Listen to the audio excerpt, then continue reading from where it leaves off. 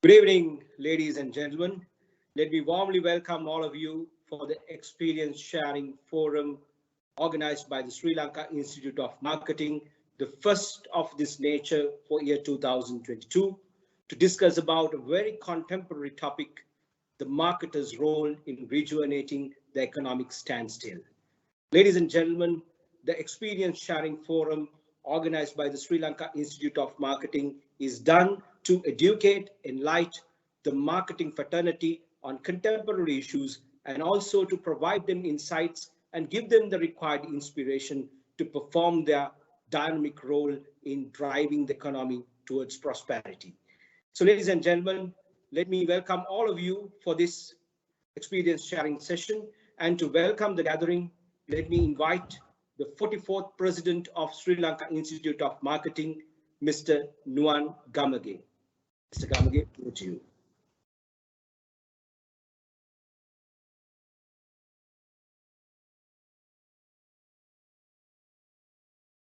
Good evening, everyone. Hope everyone can hear me clear and loudly. And thank you very much for joining with us today for our initial webinar. Through the webinar series, our initial webinar of rejuvenating standstill situation, Sri Lanka. We have invited today very eminent, panelist, Dr. Weerakoon A, who is actually former deputy governor, Central Bank of Sri Lanka, as well as former chairman of Sri Lanka Banking Institute for today's session. We are in the very bad economic condition in these days in Sri Lanka. But we are not going to talk about how it has happened and what we have experienced during couple of years now. But today our discussion point actually will be mostly focus on how we can move out or how we can come out from this situation as a nation. Because why we use this economic standstill situation, that basically because of we are actually stuck in somewhere. We can't move either forward or a backward. So in that, actually, I think Dr. Wijewardena will be explaining you as an eminent economist in the country. So how we can move out from the situation. I always thanks all of you to joining this session today. As I know we have a couple of members join today with us and couple of market leaders in Sri Lanka. So I think you will be getting 20 minutes or at least 15-minute Q&A session. So Bhatia will support you to convey that to Doctor. And I think collaborating all these questions, hopefully we will be able to answer around at least 5 questions. 5 valuable questions, and I'm handing over to Bhatia. Thank you very much again, everyone.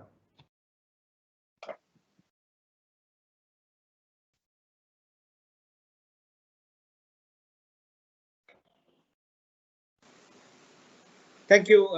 That was the President of Sri Lanka Institute of Marketing, Mr. Nuwan Gamage.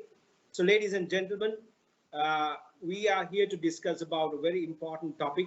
There is no need for us to discuss about the state of the economy. We all know about that. But today our purpose of this session is to learn, is to find out as to how we as marketers should play a role in rejuvenating the economic standstill and what is our role and how we can do it better and contribute at this juncture. To discuss about this topic and to give you insights, we have a veteran in the field, an eminent speaker, a writer, and a well-known professor, Dr. W.A. Wijewardena, former Deputy Governor of Central Bank of Sri Lanka, former Chairman, Institute of Bankers of Sri Lanka, and also an adjunct professor of Asian Institute of Technology, Thailand. Sir, we are indeed privileged to have you today to discuss about this very contemporary topic, the marketer's role in rejuvenating the economic standstill. Dr. Wijewardena, over to you. Thank you very much, Bhati and Nuwan, because I don't want to call Nuwan President Nuwan because the term President today has become an indecent word in Sri Lanka. Therefore, we'll have to avoid that word as far as possible. I'll just to call him Nuwan Gamage and Bhatia for inviting me to address your members today. In fact, Nuwan had very correctly mentioned the present state of Sri Lanka's economy. He said that it is in a standstill. In fact, it's not the economy which is in standstill. All the systems in Sri Lanka, the education system, healthcare system, government system, marketing system, transport system, distribution system, agriculture system, all systems in Sri Lanka have come to a standstill. So what we mean by standstill is that we have been frozen at a particular point, being unable to move forward or go backward. If I give you an example of, what is happening to us, what has actually happened to us right now, there are Hollywood movies. In those movies, when an alien virus hits the earth, virus hits the earth, what would happen is that all the people die as they are performing their daily activities. Similar thing happened when in 79 AD, when volcano Vesuvius erupted without any warning. The city of Pompeii, people all died as they were, and after the soot was removed and finally the dead city was uncovered, people were horrified to see how people had died.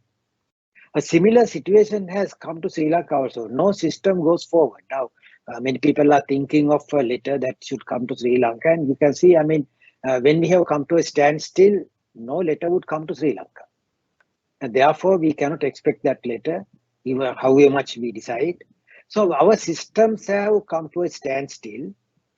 Therefore, as a strategy, what we have to do is first we'll have to reactivate what has happened to us, and then we'll have to move forward.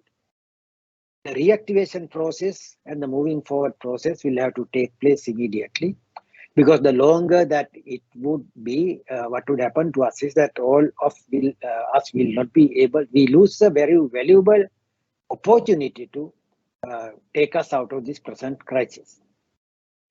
So what should be done? First of all, if we look at the financial sector in Sri Lanka, already there had been a sizable amount of volume of money that had been released to the system by the central bank and commercial banks.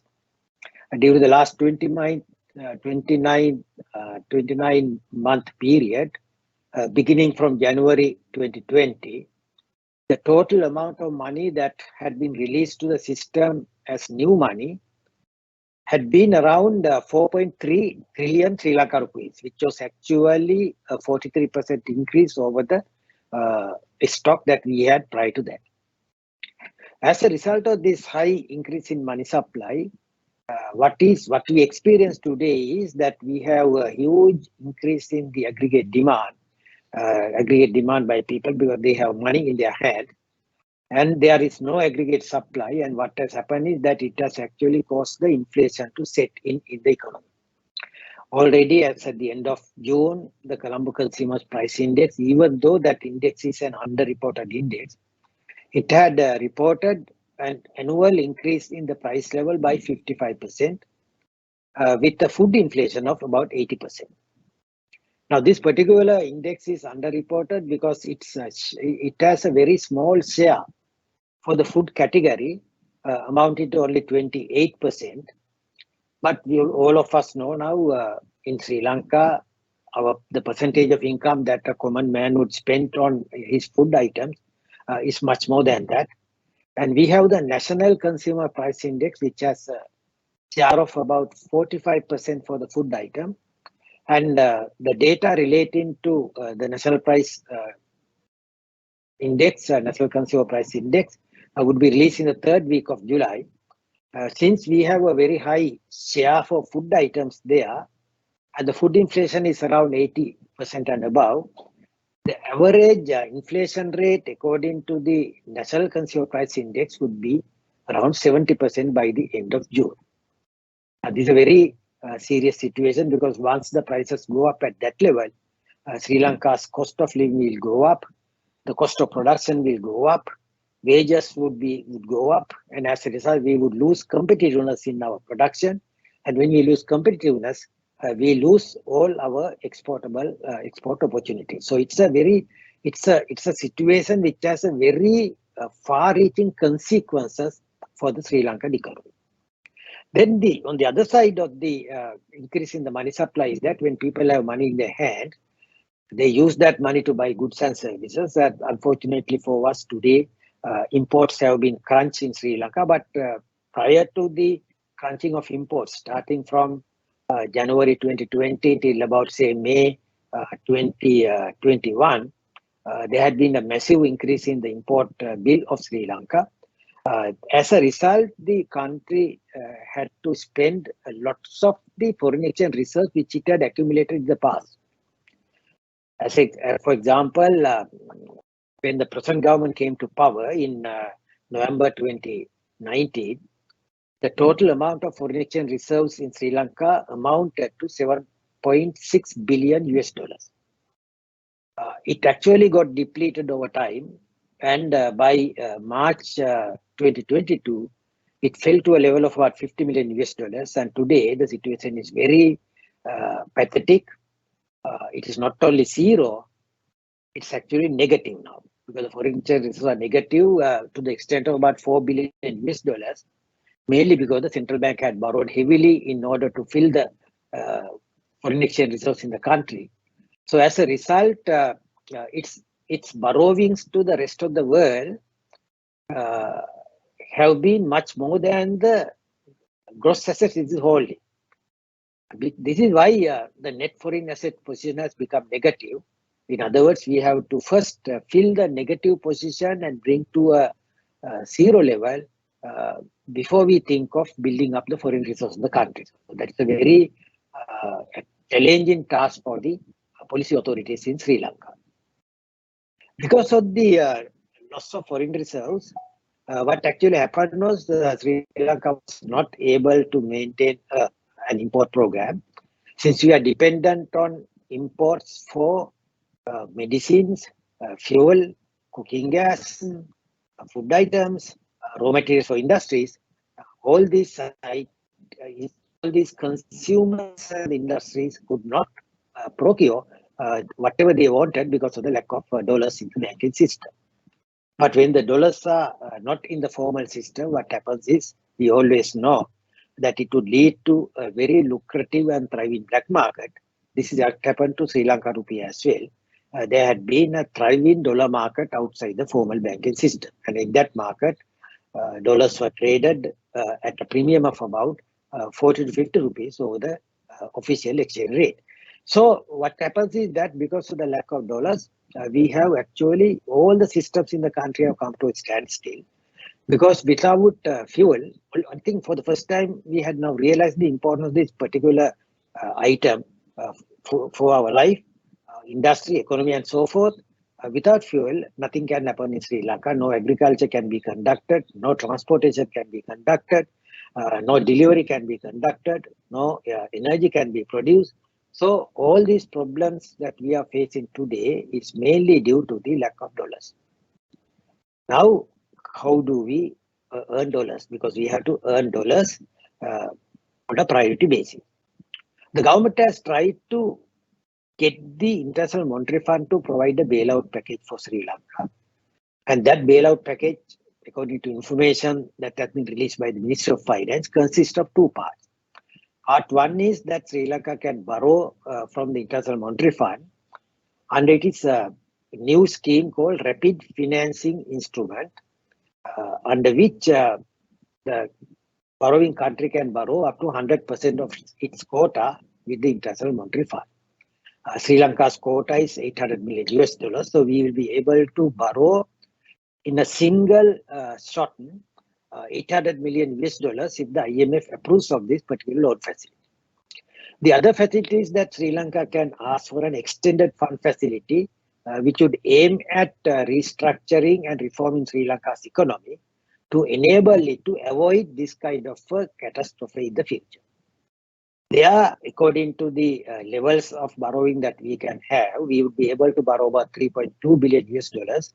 So altogether, if a bailout package can be negotiated with the International Monetary Fund, Sri Lanka can get about 4 billion US dollars, 800 million immediately, the balance to 3.2 billion in several tranches over the next 4-year time period.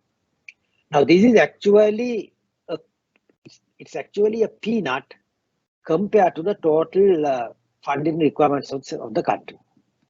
Total funding requirements of the country, as I have mentioned earlier, our foreign reserves are negative to the extent of 4 billion US dollars. At the same time, we'll have to maintain a very effective import program.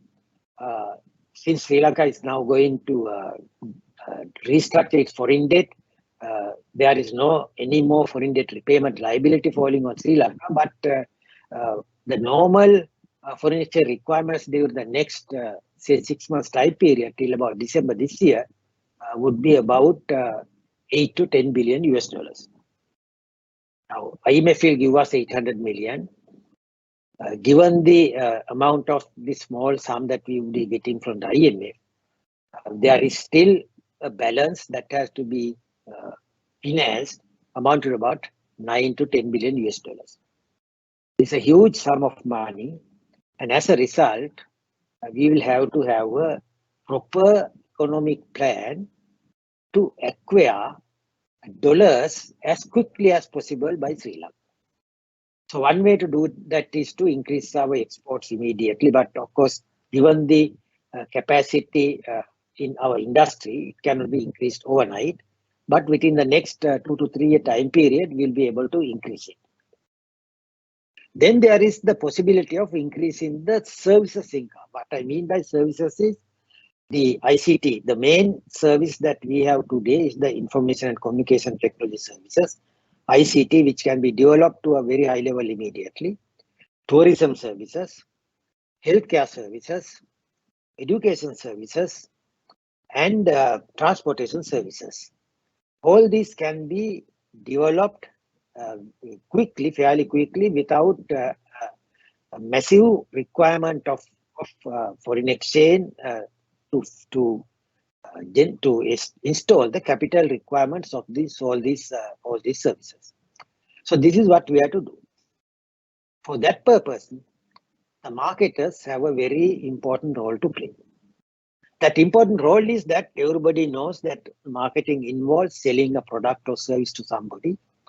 By introducing the product to the consumer in the most effective way. What we mean by effective is the consumer should feel that he should buy and acquire that product. For that purpose, it is necessary for Sri Lanka to rebrand itself. We have to rebrand as a country of service providers rather than as a country of, say, the undergarment manufacturers. Now, presently, we have been branded as the country of tea, as the country of undergarment manufacturer. Now, we have to move away from those two brands and re-establish a new brand, and that brand should be a country with very live and effective human capital stock that would help Sri Lanka to acquire foreign markets in services. Now, this is what we mean by rebranding. Of course, the marketers had done in the past also similar exercises. When I went to UK in 1977, postgraduate studies, I had the opportunity to visit the British Museum in London. In the British Museum in London, there was a street of mid-19th century of London, reconstructed, and there was a grocery store in that reconstructed street. In the grocery store, there was a billboard, and that billboard said, "Drink Ceylon tea, the brain tonic." So what it means is at that time, Sri Lanka had been branded as the country that produces brain tonic for the Europeans, the British and the European people in that time. Of course, everybody knows that this particular qualification that had been attached to tea is not correct, because even if you drink 100 cups of tea, your brain will not develop to the required level. But that was how the marketers had done it at that. They had projected and presented Ceylon tea as a drink that would help people to improve their brain capacity. Now, that is one of the in my view, it's an ingenious method of branding Sri Lanka. So, along with that, we had the Ceylon tea brand, and as a result, we were able to maintain a top position in the global market with respect to tea that we produce. Now, similar rebranding may be necessary today, and that rebranding should be that Sri Lanka is a country with high level of human capital. That is because in our case, we have a relatively large number of young people, and those young people are in a position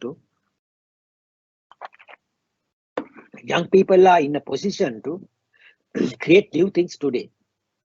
And we'll have to make use of the brain power of the young people to the maximum. And one way that we can do is we can choose them to produce ICT services for the rest of the world. At the same time, get the rest of the world to buy products which would be produced by us by using this high technology that we have to attract. I had visited Dhaka in Bangladesh about, say, 3 years ago, and I found young Bangladeshi people assembled in very small rooms and producing 3D animation movies for Hollywood. Because the entertainment industry is the largest industry in the world, accounting for about, say, 20 trillion US dollars per annum. And if you can get a sizable portion of that entertainment industry, you are actually up on the deal. If Bangladeshi youth can do that, there is no reason why Sri Lankan youth cannot do that. So that's why I say that we'll have to rebrand Sri Lanka, and we'll have to make our youth available for this purpose and get them to produce the products which the world needs as services, or go into the high technology areas and produce products and supply them to the world. In this case, there's an advantage for Sri Lanka, because that advantage is the present production system in the globe has been one which does not produce us the complete commodity within the territories of a single country, but using various inputs from which have been manufactured from various other countries and assembling them in a single place. And this particular global production system is known as Global Production Sharing Network. What we do is that instead of producing this whole commodity within the country, we produce the single component of that particular product. We supply it to a factory somewhere which can be assembled it efficiently and then supply to the global market. A good example is this Apple products. In the case of Apple products, though they are assembled in a factory called Foxconn in China, there are more than 48 countries that have supplied components for the Apple products. And there are more than 480 factory units that are engaged in producing those products. So Apple is therefore not a product that had been that belongs to USA or that belongs to China. It's a global product for which many people in the globe have participated collaboratively to produce the components needed and come up with the final finished product. So in the case of Apple, the value addition for China is less than even $100. But China makes money by producing the volume, because the volume that is being produced is in billions. So as a result, China is able to produce and supply. Sri Lanka also can do that.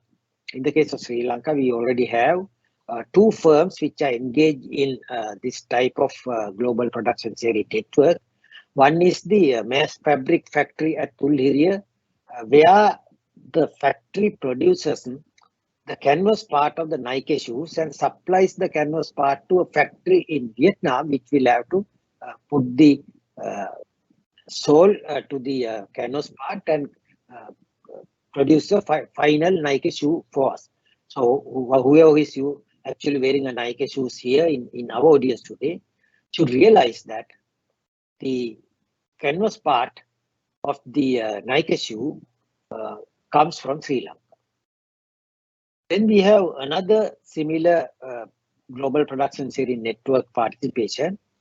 We have the Lanka Harness Company at Biyagama, which produces the very sensitive sensors for the activation of the airbags in motor vehicles. And that company actually supplies these sensitive sensors to almost all brands of motor vehicles, and it actually accounts for about 15% of the global market for sensors. Now, it's also a good example.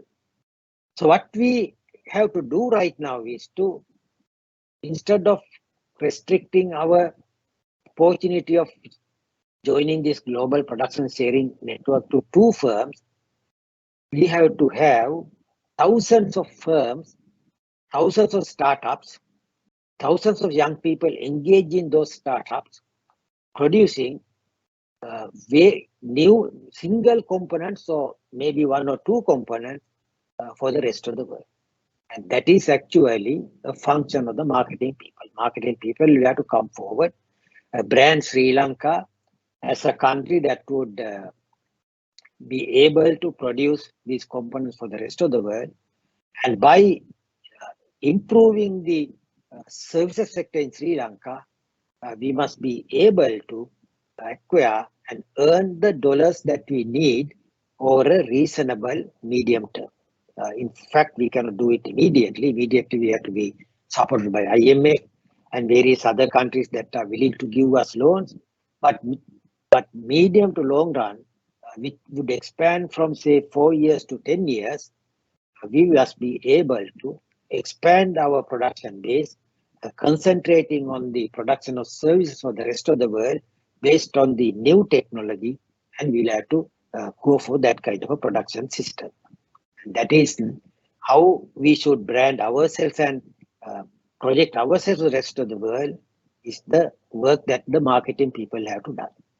But at the same time, the government will have to come up with a roadmap which should give us clearly various timeline with various attainments in the particular roadmap at various points of time, delivering Sri Lanka to this particular goal maybe in 10 years' time. So if we can prepare such a roadmap today in the middle of 2022, probably by year 2032, we may be able to overcome the present economic crisis that we have. In my view, it will take more than 10 years for us to go back to where we were before the crisis had started. So it is. So if I recapitalize what I have said here, Sri Lanka, all the systems in Sri Lanka had come to a standstill, and we cannot move forward, nor can we move backward, and we are stuck where we are. And it is necessary to defreeze us and reactivate us in order to enable Sri Lanka to work again. Our economic crisis has been caused mainly by the lack of foreign exchange. So if we can earn foreign exchange as quickly as possible, we will be able to overcome this problem. To help us overcome this problem, the government is planning to get a bailout package for the International Monetary Fund. That package would at most be $4 billion US, which would be released to Sri Lanka over a period of say 4-year time period. So therefore, it won't actually be sufficient for Sri Lanka to meet its current foreign exchange requirement. So there must be some bridge financing facility introduced right now. But in the medium to long run, Sri Lanka will have to earn its foreign exchange. For that purpose, we cannot depend on our traditional export of commodities. We will have to move into a new service sector where we would be producing ICT services for the rest of the world. We will be producing tourism services, education services, healthcare services, and we can earn services income, which should have a very high value addition within Sri Lanka. And for that purpose, we must need good new technology. To acquire the technology, we must go for foreign direct investments and join the what is now known as the production sharing network. So this is how we should look at this problem. And the government has to, in this case, come up with a roadmap which will deliver Sri Lanka to this particular goal by year 2032. I'll finish my presentation at this point and allow Bhati and others to ask questions so that we can discuss whatever the matters that may be not very clear to you right now. So thank you very much.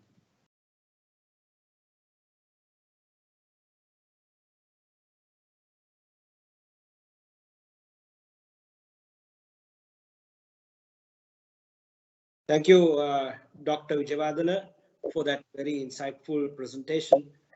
I think we all were having this paradox, whether we can overcome this economic crisis by borrowing more. Nevertheless, it is imperative that we have to go for a bailout package and borrow to overcome the situation. But as you said, in the mid or long run, midterm or long run, we obviously have to earn our own dollars and see how we can come out of it. So thank you for clearing that paradox and presenting a clear view as to how marketers or the businesses should work on in order to overcome this crisis. So with that, let me open the forum for question and answers. And if you have any clarifications that you would like to sort or any questions that you need to clarify with Dr. Wijewardena, it's time for you to raise those questions. And you may use the chat or raise your hand or basically give me an indication, or the best possible thing is to use the chat so that we'll be able to pick your questions and present it to Dr. Wijewardena. Dr. Wijewardena, until they prepare with questions, let me ask a clarification from you. Now, when we are talking about the IMF program, many business people tend to say that when they come in, there will be more tight policies and the monetary policy will be tight and there will be more tight fiscal policies coming in. That might hinder us bringing in investors and driving our industries forward, and I would say the medium scale businesses might get affected. There are a lot of talks on that subject. What is your view on that, Dr. Wijewardena? Bhartiya, it is quite natural for people to have this fear among them, because in almost all the countries in the world, IMF has been projected as a monster who would come and swallow the whole of the economies in those countries, because the leftist type of ideologies will project it as a neoliberal type of solution, and that neoliberal type of solution, they say, always require people to work hard. In my view, what the IMF actually presents to us is a program which is applied for by Sri Lankan authorities, where they would suggest to IMF, these are the problems we are having, and these are the solutions that we are trying to implement, seeking to implement in order to resolve those problems. and therefore please help us to resolve this problem. So these conditions that people are scared of actually are proposed not by IMF, they are proposed by our own people. For example, when the staff level agreement is reached for the IMF program, the Minister of Finance and the Governor of the Central Bank as the governor and the alternate governor of the governing board of IMF will have to submit a letter of request to IMF presenting all the reforms that they are proposing to implement and asking the IMF to give a supporting line of credit. So the type of conditions which people are scared are actually proposed by us, not by IMF. That is number one. Number two, whether we go to IMF or not, we will have to introduce them anyway. Now, good example is our inflation rate is rising at 55% according to the Colombo Consumer Price Index, but the actual inflation rate may be about 80 to 90%. So, in other words, what has happened is that Sri Lankan people had been living beyond their means, and as a result, prices have been rising. So, central bank will have to tighten monetary policy, whether we go to IMF or not. And in fact, that is happening right now. You would have noted Governor Nandlal Weerakoon had, on 2 occasions, he had increased the policy interest rates of the central bank. But more obviously, what he has done is he had allowed the interest rates on government securities to go up, massively. They were around 12% per annum by the time he assumed the governorship. But at the last auction, you would have noted that he had allowed it to go about 30%. Now, this is a must, because when the inflation rate is rising at say 55%, you cannot have a 12% interest rate and then allow the government to use freely the money printed by the central bank and have a very good time for the government people. So central bank will have to anyway tighten monetary policy, whether we have to go to IMF or not.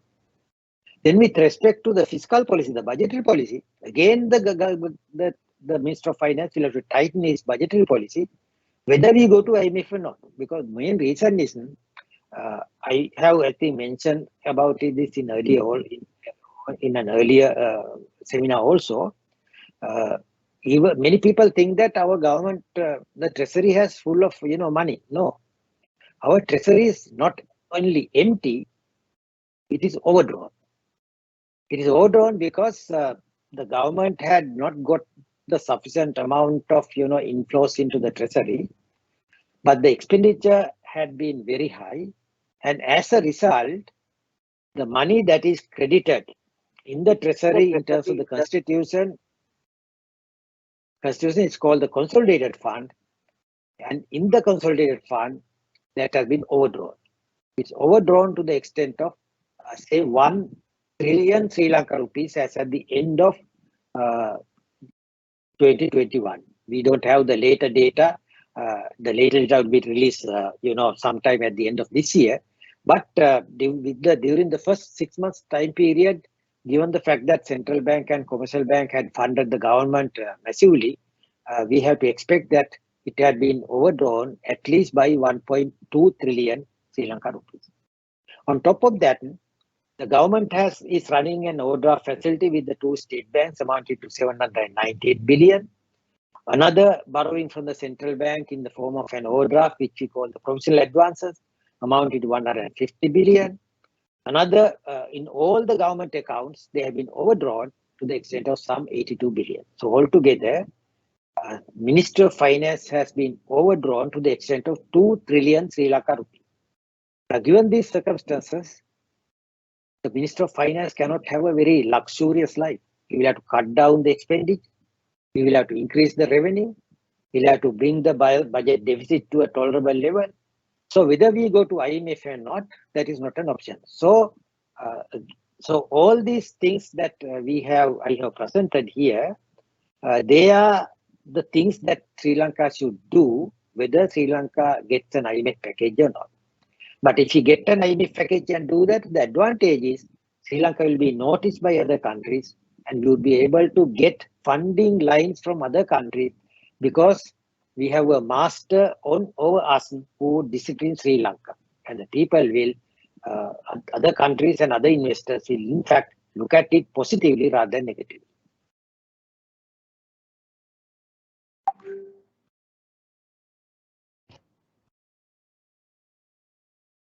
Thank you, Doctor. So I think that provides an answer as to why the IMF is required and the confidence it can instill on the investors. Do we have any other questions? Bhatia, can I ask one question from Doctor? Yes, Nuwan. Yes. Yeah, actually, Doctor, in your presentation, you mentioned as short-term and medium-term strategies that we to adapt. One is actually transportation. Actually, when it comes to transportation, I personally feel that whatever the harbors that we have around our country has not been utilized over during even last 70 years. So if you look at country like Qatar and Singapore, and even Dubai, UAE. If you look at this Jebel Ali kind of a port, so their entire economy actually maybe about 40% of their economy is getting revenue from that indirect and direct revenues. So, Doctor, your expertise, how Sri Lanka can adapt into that kind of a transportation hub strategy. What kind of a policy should be changed in Sri Lanka to, one window policy kind of thing for some people to come and invest on this semi-knockdown and, offshore kind of assembly kind of plan? Because this discussion was there about maybe about 4 years ago, but I have never seen that any of these came into the picture. So what is your view on that, Doctor? Thank you very much, Nuwan, for raising this particular issue. In fact, that is, again, another opportunity for marketers. I will give a good example because when the Hambantota Harbour was constructed, the idea was that there were some 170 ships passing through Hambantota every day. And therefore, if Hambantota can provide these services to those ships, the water, food, fuel, and all other services that they require, we would be able to make a huge amount of money for that purpose. But what happened was, no ship came. I can give an example. One of my colleagues in the central bank who retired from the bank with his provident fund, one day when he was, standing in front of the Gold Road at Moratuwa, he had seen many ladies driving motor cars along the Gold Road to Colombo, and in the afternoon they were coming back late in the night. And he thought that, these ladies cannot wash those motor cars at home. So he thought of having a car washing unit located at Moratuwa on the Gold Road so that those ladies who are driving their vehicles along the Gold Road would be using. But it didn't happen. In the case of Hambantota Harbour, ships didn't come to the Hambantota Harbour for services. And in the case of my colleague in the central bank who opened up a new business venture to cater to ladies, the ladies didn't come. Now you will see that's a problem of marketing. Both the Hambantota Harbour people and my colleague in the central bank, they didn't have a proper marketing strategy to attract these ladies. I mean, presently the marketing is not just having a name board and having a washing center just by the side of the road. Today there are many other ways of approaching these ladies. There are social media clubs, social media services, there are these ICT services. And if you can attract them and impress upon them that those ladies can just come to those places, have their cars washed at the end of the day, but while they are sitting there, they must be able to do something enjoyable. So you must provide a facility for that. Now you will see those are all marketing and advertising techniques. So Hambantota Harbour failed because we didn't have a marketing plan. My colleague in the central bank failed because he didn't have a proper marketing plan. So this is the importance of marketing. Without marketing, we cannot make our product known to other people.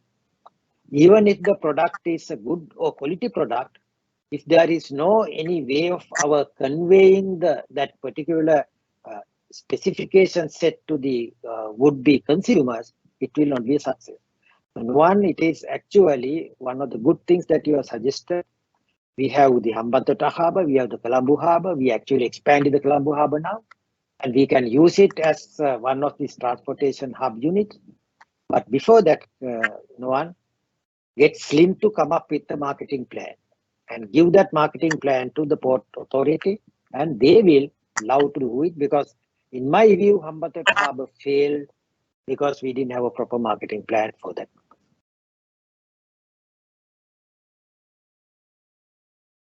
Okay, thank you, Doctor. Thank you, Doctor. I think Yavi was very right. Even though you have the world's best product, you don't market it proper, it may not get sold. So I think there is a big role that the marketers have to play in rebranding the country and overcoming this whole economic crisis. Do we have any other questions? I think there were a few that wanted to ask questions. Any other questions?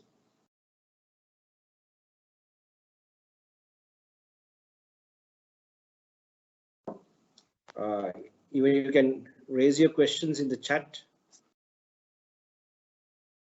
Okay, I've received a question. May I read it for you? This is from Mr. In pursuit of dealing with forex issue, either you have to save money you spent on imports or increase the export income, or do both. Improving exports of tangible products will face challenges as the cost of production will go up drastically. As Dr. Wijewardena clearly explained, further we will have to compete with countries like China, Bangladesh, and Vietnam. How about saving money on imports, such as the money we spent on foreign university education? The illegal forex market, Undial, is also striving because parents make a big demand for forex from them, as formal banking system is not having money. We marketers can do a great deal in promoting such education ventures locally. Can you share your views on this, please? This is a question raised by Mr. Maxwell, who is also a member of the lecture panel of SLIM. So I would like to see your view, Dr. Wijewardena. Is it Maxwell Ranasinghe, my friend? That's right, Doctor. Okay. Maxwell, I think you have asked the very pertinent and correct question. Because as I mentioned in my lecture also, one of the assets that we are having in Sri Lanka is our brain power. And it is us to develop that brain power and sell those services to the rest of the world. So education services, so I said education service is one of the services. And in this particular service, because I am also running a private university in Sri Lanka, which is called the Business Management School. Forgive me for giving out this name. It's a government-approved private university. Presently, what we do is we have get ourselves affiliated to Northumbria University in UK, and we offer the degrees of Northumbria University in Sri Lanka. Because of this Northumbria University certificate there, we have been able to attract students from the Maldives, from India, from Pakistan, from Nepal, from Bangladesh, and from some of the African countries. Because of the brand name of Northumbria University, because it is cheaper to do the Northumbria University degree in Sri Lanka than to go to Newcastle and do it at a huge cost. So this is the type of the education model which Sri Lanka will have to adopt. Now we have 16 Sri Lanka universities, and I know in all these universities they have first-class facilities. But at the same time, we have not been able to sell those services to foreign students because we have a big problem accommodating the students who qualify at BCE A-level examination for admission to a university in Sri Lanka. Because of that reason, there is always objections raised by the students that the foreign students should not be accommodated only after we have accommodated all our students for educational purposes. Now, one thing we can do is we can create a new university affiliated to one of the state universities. Say University Wijewardena will have a new arm developed somewhere. Maybe the Postgraduate Institute of Management will have to rebrand itself.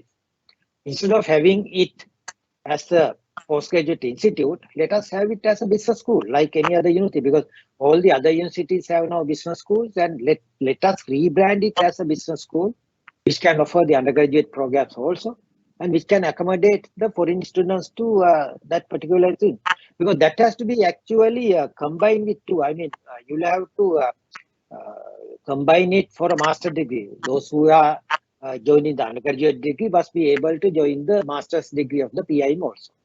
So that is one option that we can have, Maxwell, because I know if we try to do it with the existing university system where the local undergraduates also attend, there are objections raised by the undergraduate organization to that, and we will not be able to allow that particular kite to fly. But again, I have to tell you, when we have foreign students in our lecture programs, there is an advantage for the local students because there is what is known as cross-fertilization. You learn from the foreign students and foreign students will learn from you.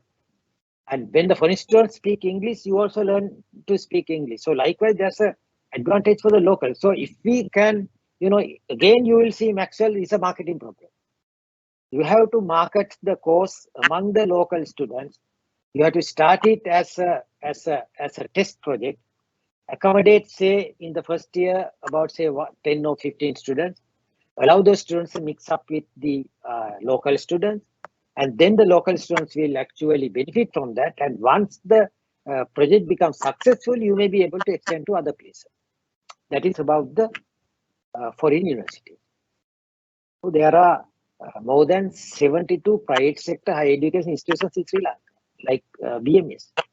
And we all have facilities, and there is no any objection raised by any of the local people, our accommodating the foreign students, because we have in BMS right now, we have students from all these regional countries. And we can actually offer those degrees to those students outside Sri Lanka if we are affiliated to a good foreign university. And there are many good foreign universities. In fact, the BMS is affiliated to Northumbria.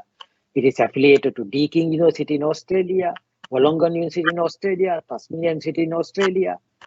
So we are affiliated to, and also in UK, we are affiliated to the Teesside University, Edinburgh Napier University, University of Leicester.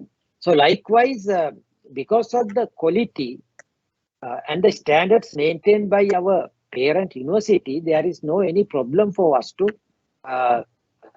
accommodate, to sell, to market our programs to those students. Now, in fact, right now, BMS is trying to get a sizable number of Chinese students to Sri Lanka. Because the Chinese students had been going to Australia and New Zealand for education purposes. Because of the high cost of education in those two countries, they would love to come and study and get the same degree from Sri Lanka through BMS. So we are now trying to get those students. So Maxwell, you are in the correct path. You actually presented a very good thing. But again, I'd have to say, ultimately, it will become a marketing problem. Thank you, Doctor. So I think we have come to the end of the webinar, and thank you so much, Doctor, for your presentation and enlightening us on the current issue and the role of the marketer, and also presenting it very clearly how important the role of a marketer in this context. So I think everyone present here as marketers, the entire marketing fraternity should now be thinking as to how they will contribute to overcome this issue by being positive and trying to see how we can find solutions rather than analyzing the problem.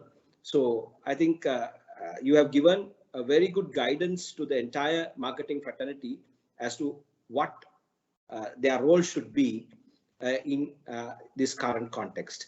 So thank you, Dr. Wijewardena. Thank you so much for your presentation.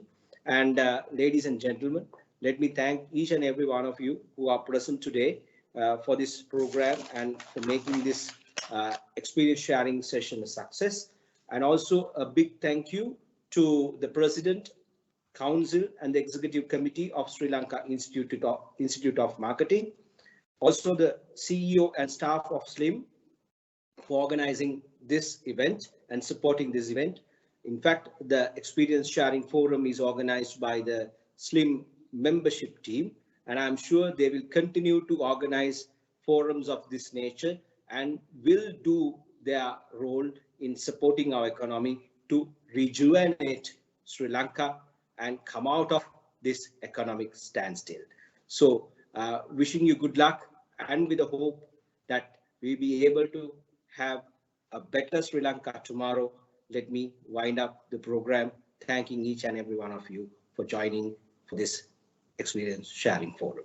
Thank you.